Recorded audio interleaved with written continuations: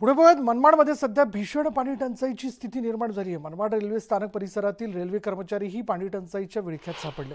परिसरात असलेल्या धरणातही पाणीसाठा संपुष्टात आल्यानं येत्या काळात अधिक भीषण पाणी टंचाईला सामोरं जाण्याची भीती व्यक्त करण्यात येते। याचाच आढावा घेतलाय आमचे प्रतिनिधी बब्बू शेख यांनी।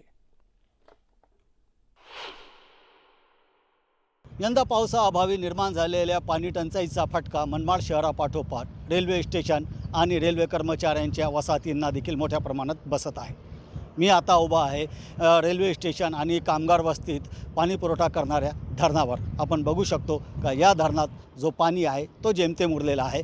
त्या गाळयुक्त पाणी आहे, दूषित पाणी आहे, त्याच्यामुळे याच्यातून पाणी पुरवठा करणं शक्य नाही आहे। रेल्वे प्रशासनाचा पाटोदा येथे साठवणूक तलाव आहे, त्याच्यातही 2 दिवस पुरेल एवढंच पाणी साठा उरलेला आहे। एकूणच परिस्थिती गंभीर झालेली आहे। मनमाड रेल्वे स्टेशनवरून रोज सुमारे 125 गाड्यांची ये-जा होते।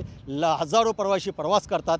आता त्यांना पाणी टंचाईला तोंड देण्याची वेळ आलेली आहे। एकूणच पाणी टंचाई इतकी भीषण झालेली आहे का रेल्वे स्टेशन आणि कामगारांच्या वसाहतीमध्ये पाणी पुरवठा कुठून करावा असा प्रश्न आता रेल्वे प्रशासनाला पडलेला आहे।